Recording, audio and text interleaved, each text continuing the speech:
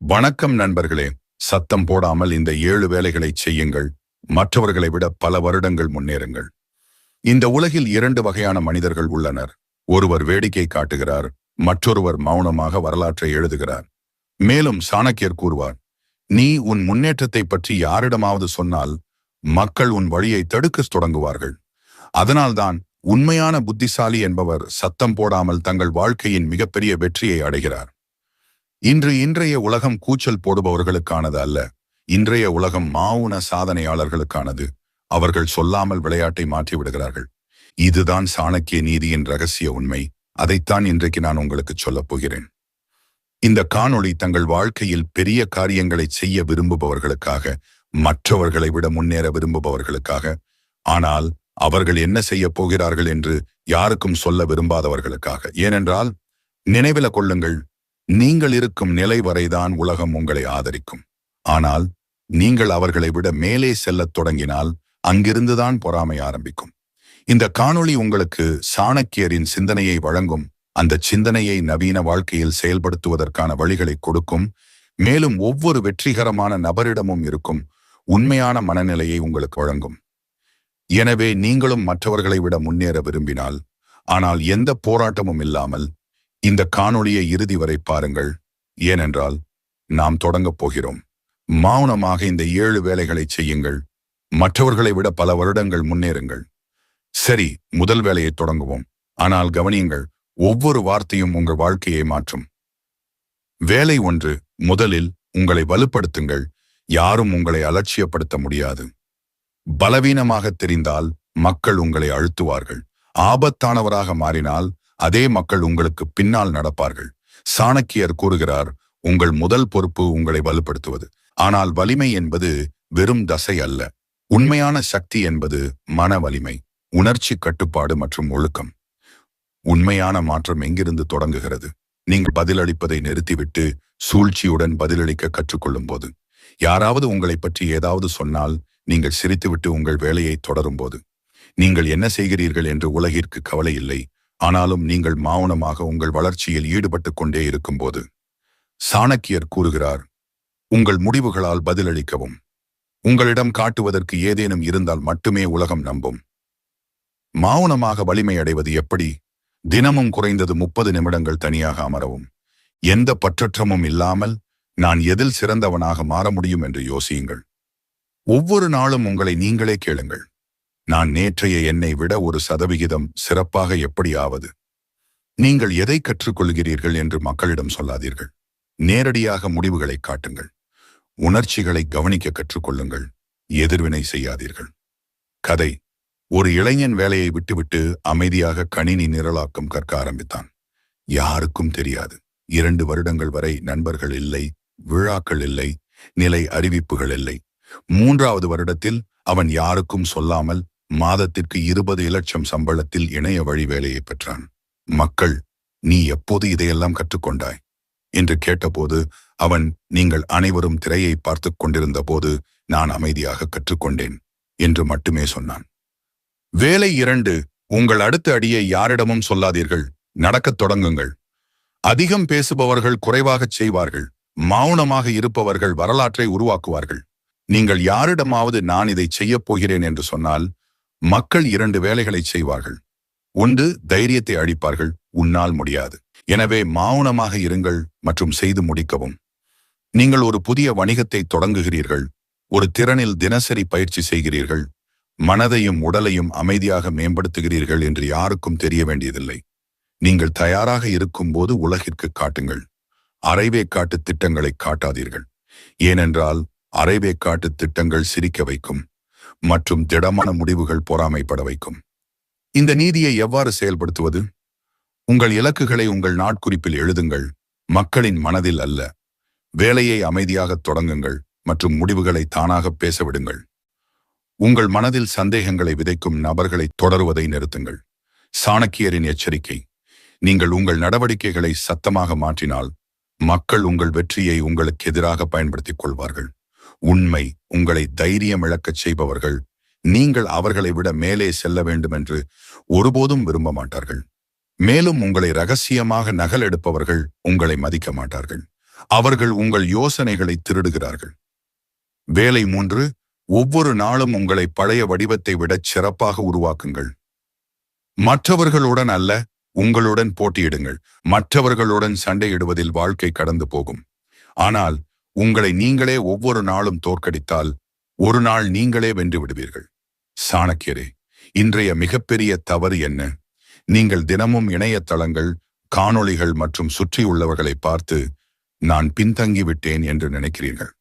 ஆனால் நீங்கள் மறந்து விடுகிறீர்கள், உண்மையான போட்டி இதுதான்.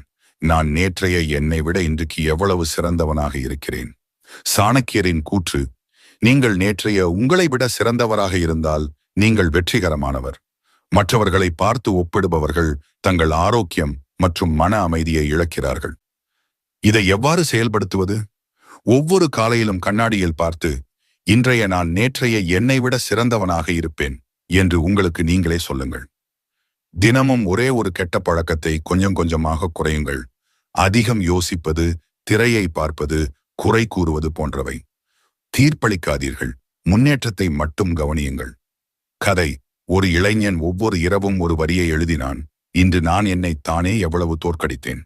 வருட முடிவில் அவன் தனது எடை, பதட்டம், அலைபேசிக்கு அடிமையாதல் மற்றும் நண்பர்கள் வட்டத்தை அமைதியாக மாற்றிவிட்டான், யாருக்கும் சொல்லாமல். வேலை 4. உங்கள் தோல்விகளை மறைக்காதீர்கள், அவற்றை மௌனமாக மாற்றுங்கள். தங்கள் தோல்விக்கு பயப்படுபவர்கள் ஒருபோதும் வெல்ல முடியாது. ஆனால் தோல்வியை எரிபொருளாக மாற்றுபவர்கள் நெருப்பாக மாறிவிடுவார்கள். சாணக்கியரே, யாராவது தோல்வியடையும் போது மக்கள் எப்படி நடந்து கொள்வார்கள் என்று நீங்கள் எப்போதாவது பார்த்திருக்கிறீர்களா? கிண்டல் செய்வார்கள், அனுதாபம் காட்டுவார்கள், அறிவுரை வழங்குவார்கள். ஆனால் யாருக்கும் உண்மையான வழி தெரியாது. அதனால் நீங்கள் தோல்வியடைந்தால் சத்தம் போடாதீர்கள், அமைதியாக இருங்கள், எழுங்கள் மற்றும் மௌனமாக திரும்ப தயாராகுங்கள். தோல்வியை மௌன வெற்றியாக மாற்றுவது எப்படி? இப்படி நீங்கள் தோல்வியை பொதுவிலே அறிவிக்காதீர்கள். அமைதியாக கற்றுக்கொண்டு திட்டம் போடுங்கள். உங்கள் தவறை பகுப்பாய்வு செய்யுங்கள். நான் எங்கே தவறவிட்டேன்? எந்த மனநிலையில் சிக்கினேன்? ஆரோக்கியம், வணிகம் அல்லது தனிப்பட்ட வளர்ச்சி என எதுவாக இருந்தாலும் ஒரு சிறிய தினசரி அமைப்பை உருவாக்குங்கள். சாணக்கியர் கூறுகிறார், தோல்வி பயமில்லாதவனை வெற்றி பெறுவதிலிருந்து யாரும் தடுக்க முடியாது. மீண்டு வருபவரின் காவலன். நீங்கள் அமைதியாக இருந்து உங்கள் காயங்களை குணப்படுத்தும் போது உங்கள் வலி சக்தியாக மாறும். கதை: ஒரு பெண் அரசு பணித் தேர்வில் 2 முறை தோல்வியடைந்தாள். அவள் மீண்டும் முயற்சி செய்கிறாள் என்று யாருக்கும் தெரியாது. வீட்டில் எல்லோரும் அவள் விட்டுவிட்டாள் என்று நினைத்தார்கள். ஆனால் 3வது வருடம் அவள் அமைதியாக முதல் 20 இடங்களுக்குள் வந்தாள். மக்கள், நீங்கள் எப்போது மீண்டும் முயற்சித்தீர்கள் என்று கேட்டபோது அவள், நீங்கள் வதந்திகளை பேசிக் கொண்டிருந்த போது நான் அமைதியாக பாடத்திட்டத்தை படித்துக் கொண்டிருந்தேன் என்று மட்டுமே சொன்னாள். வேலை 5. உங்கள் வேலைக்கான பாராட்டை கேட்காதீர்கள், உங்கள் மதிப்பை உருவாக்குங்கள். மக்கள் தாங்களாகவே உங்கள் பெயரை கூறுவார்கள். தன்னை பற்றி தானே புகழ்ந்து பேச வேண்டியவன் இன்னும் சாதாரணமானவன். ஆனால் மக்கள் யாரை புகழ்கிறார்களோ அவர்தான் உண்மையில் மாபெரும் மனிதன். இன்று எல்லோரும் பாராட்டுகளைத்தான் விரும்புகிறார்கள். நான் செய்தேன், நான் சொன்னேன், நான் தொடங்கினேன், ஏன் எனக்கு பாராட்டு கிடைக்கவில்லை? ஆனால் சாணக்கியர் கூறுகிறார், உலகால் எந்த மனிதனை புரிந்து கொள்ள முடியவில்லையோ அவன் பல படிகள் முன்னால் இருக்கிறான். அதாவது நீங்கள் உங்கள் மதிப்பை நீங்களே தீர்மானிக்காமல் மௌனமாக மதிப்பை உருவாக்கும் போது மக்கள் உங்களை தீவிரமாக எடுத்துக்கொள்ள வேண்டிய கட்டாயம் ஏற்படுகிறது. மௌன நம்பகத்தன்மைக்கு பின்னால் உள்ள உண்மை உளவியல். நீங்கள் அமைதியாக உழைத்து முடிவுகளை கொடுக்கும்போது உங்கள் மதிப்பு ஒரு வியாபார சின்னமாக மாறுகிறது. மக்கள் நீங்கள் சொல்லாமலேயே மற்றவர்களிடம் உங்களை பற்றி பேசத் தொடங்குகிறார்கள். நீங்கள் உறுதிப்படுத்தல் தேடுபவராக இல்லாமல் மரியாதையை கட்டளையிடுபவராக மாறுகிறீர்கள். இதை எப்படி செய்வது? ஒவ்வொரு செயலிலும் சிறப்பை காட்டுங்கள்.